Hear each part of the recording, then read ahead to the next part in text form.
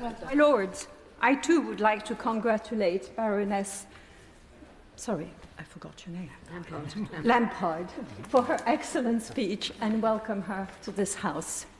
My lords, the last time I participated in a debate on International Women's Day, I spoke about my personal experience of working in the financial services in the 1980s and how I was confronted with sexual harassment, molestation, and abuse.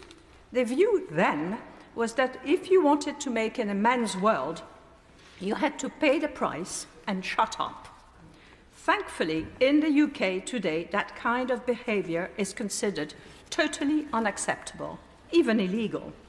The view that only men can succeed in politics or arts or business is no longer acceptable.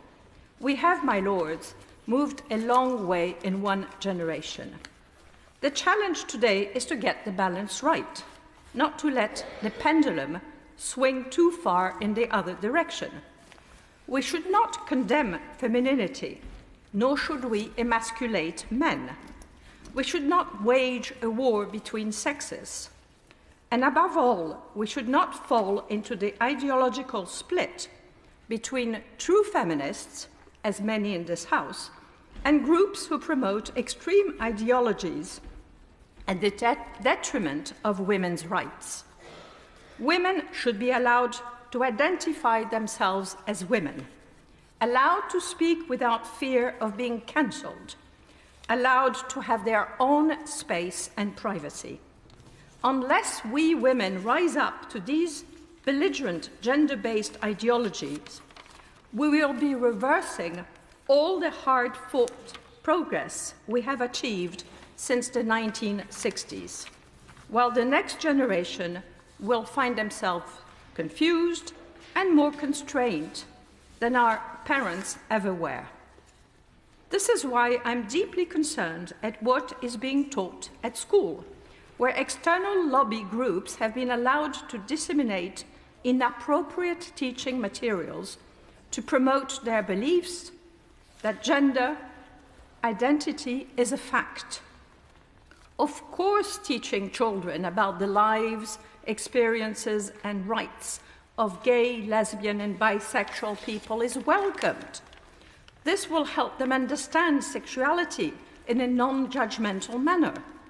It will help them develop empathy for people from different backgrounds and different beliefs. But this is far removed from teaching children that there are 100 genders, that they may have been born in the wrong body, and encouraging them to believe that changing their gender could be the solution to their problems and anxieties. This is moving from the factual to the ideological. Sex is binary and immutable. Encouraging children to believe otherwise is unscientific and dangerous. Girls often reject womanhood as they start to go through puberty. And this is an understandable reaction to their bodies changing and to society's expectation of what a woman should be. When I lived with my parents in Africa, I had short hair, I climbed trees, and I played with dinky toys. It tells you my age. I wanted to be a boy, and I behaved like a boy. This was a phase in my development into who I am today. Not all girls who prefer male pursuits when they are young are trans. Propagating ideologies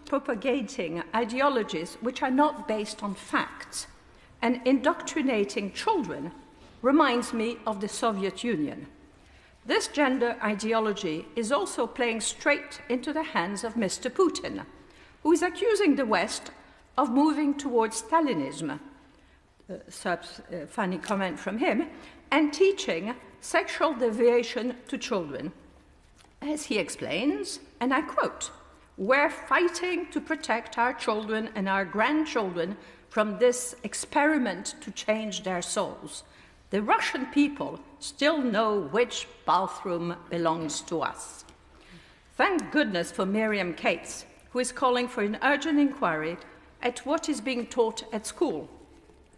Will my noble friend the Minister urgently review the material used at schools and press for the RSE lessons to be truly age-appropriate?